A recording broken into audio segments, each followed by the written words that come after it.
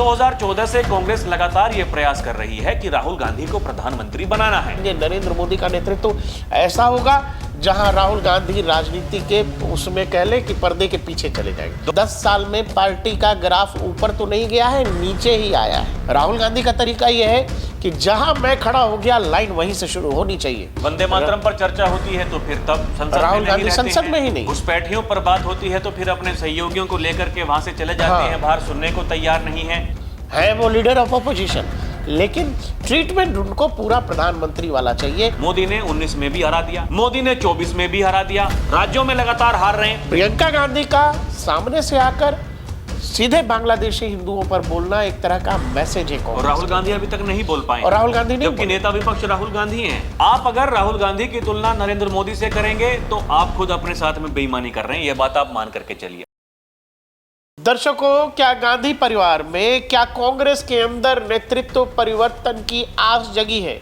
क्या कांग्रेस अपने भविष्य की तरफ अब गंभीर हो चली है और धीरे धीरे सत्ता का हस्तांतरण तो नहीं, लेकिन निकट भविष्य में कांग्रेस को आगे कौन बढ़ाएगा, कांग्रेस की देखरेख कौन करेगा, कांग्रेस किसके दिशा निर्देशों पर चलेगी और कांग्रेस का असल बॉस अब किसे बनाया जाए? क्या कांग्रेस उस दिशा में है?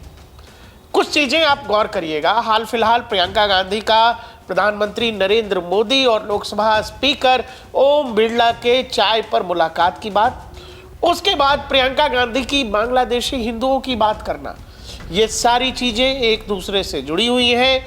दूसरा, रॉबर्ट वाड्रा का खुले में आकर पहले भी बोल चुके हैं, लेकिन फिर से ये कहना कि भाई लोग चाहते हैं, कार्यकर्ता चाहते हैं कि मैं चुनाव लड़ूं, खुद के बारे में भी कह गए।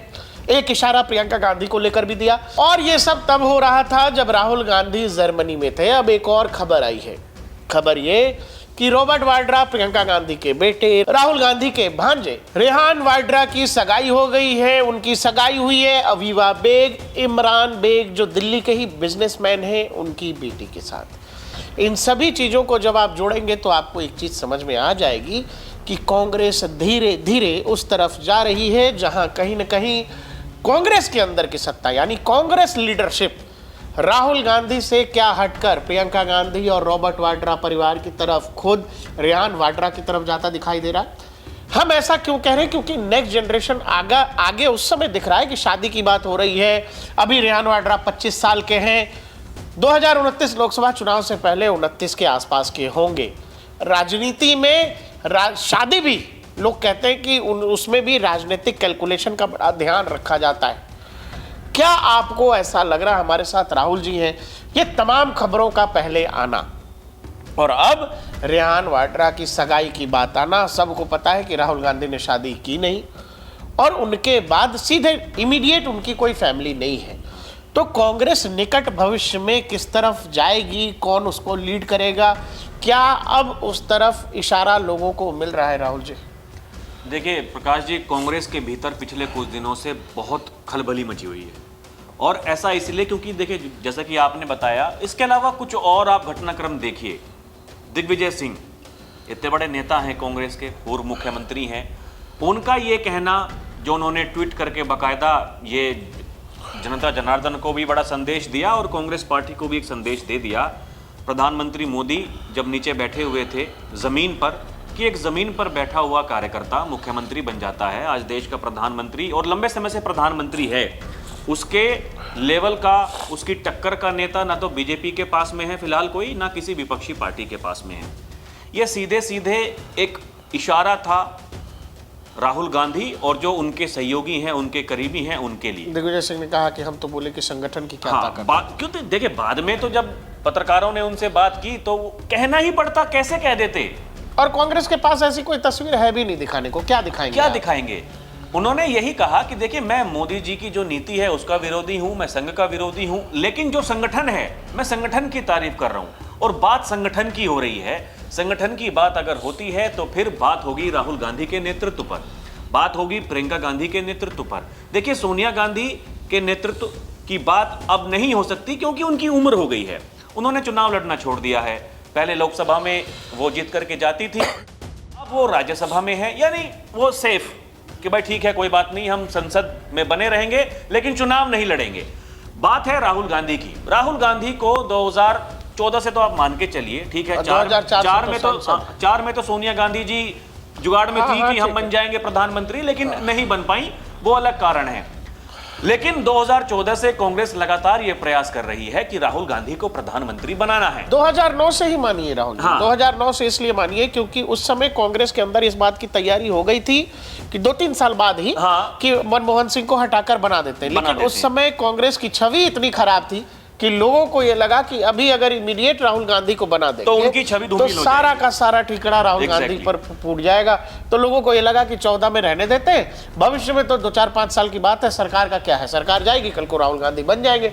उनको ये अंदाजा नहीं था कि इस लेवल का प्रो इनकम्बेंसी क्रिएट कर देंगे। नरेंद्र मोदी का नेतृत्व ऐसा होगा जहां राहुल गांधी राजनीति के उसमें कह ले कि पर्दे के पीछे चले जाएंगे। देखिए 2014 में जब बीजेपी की सरकार आई तो फिर कांग्रेस पार्टी या फिर गांधी परिवार, उनको यह लग रहा था कि भाई देखिए सत्ता में 5 साल के लिए कोई आ सकता है, कोई बड़ी बात नहीं है, लेकिन भाई हम तो दशकों से राज करते आ रहे हैं, हम तो प्रधानमंत्री हैं, हमें ही पता है, इनको क्या पता है। अटल बिहारी वाजपेयी जी आए थे, 5 साल तक रहे, 2004 तक, लेकिन उसके बाद में क्या हुआ, सत्ता का परिवर्तन हो गया। ऐसे ही हम भी रहेंगे, हम फिर से आ जाएंगे। लेकिन वो क्या हुआ कि मोदी का जादू कह लीजिए इस देश की जनता जनार्दन पर, या फिर उनका विश्वास कह लीजिए, मोदी ने 19 में भी हरा दिया, मोदी ने 24 में भी हरा दिया। अब क्या है, अब राहुल गांधी के नेतृत्व पर राज्यों में लगातार हार रहे हैं दर्शकों। 1-2 अपवाद को अगर आप छोड़ दें तो फिर हर चुनाव में देखिए हो क्या रहा है।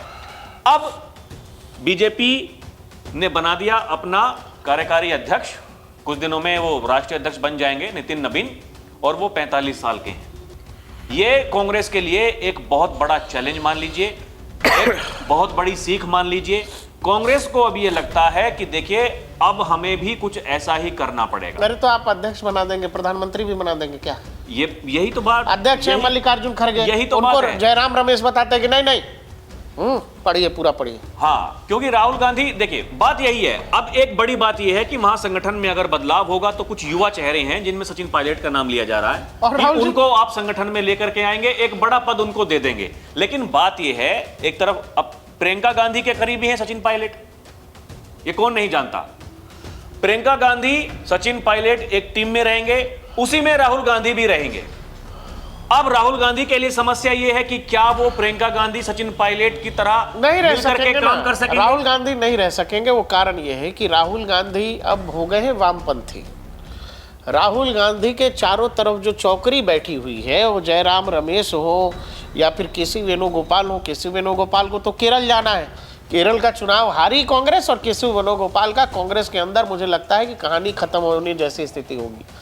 सुरजेवाला हो, सचिन पायलट हो, ये सब नेता पीछे इसीलिए हैं क्योंकि ये सब प्रियंका गांधी के खेमे के हैं। दूसरा, ये कांग्रेस की बीच वाली लाइन पर चलते हैं। ये एकदम एंटी हिंदू नहीं है, ये एंटी मेजोरिटेरियन नहीं है।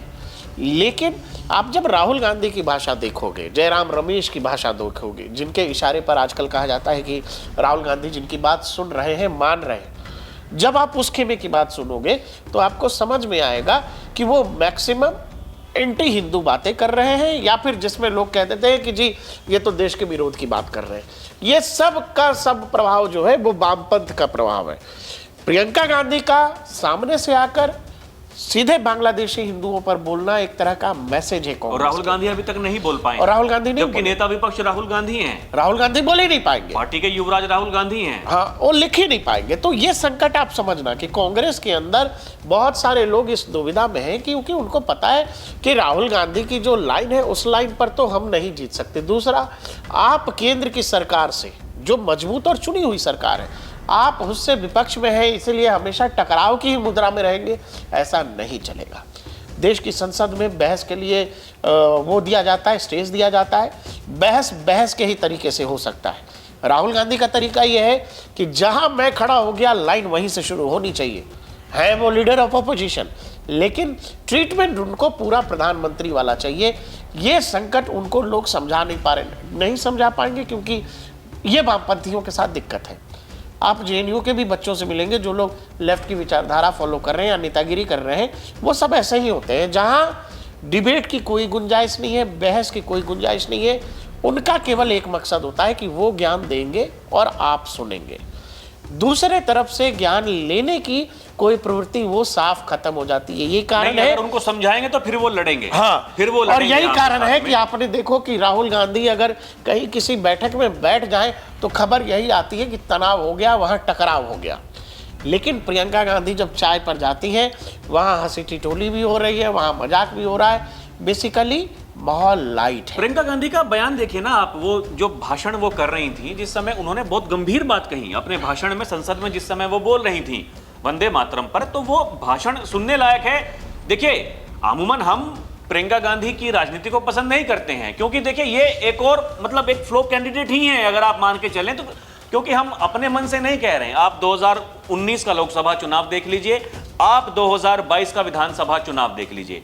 2019 के लोकसभा चुनाव में कांग्रेस की एक सीट आती है, खुद राहुल गांधी चुनाव हार जाते हैं। 2022 के विधानसभा चुनाव में, जिसमें समूचे उत्तर प्रदेश का प्रभारी बना दिया, उनको जिम्मेदारी दे दी गई, लेकिन केवल 2 विधायक पार्टी के।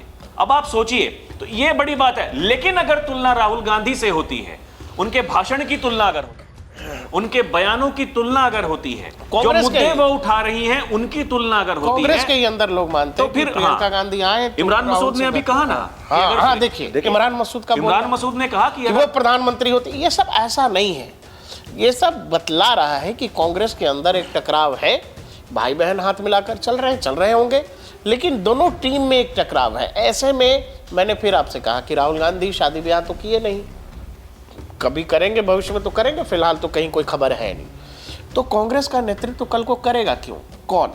2004 से लेकर के आज 2025 हो गया, 2014 से ही अगर माने कि राहुल कांग्रेस चला रहे हैं तो 10 साल हो गया। 10 साल में पार्टी का ग्राफ ऊपर तो नहीं गया है, नीचे ही आया है।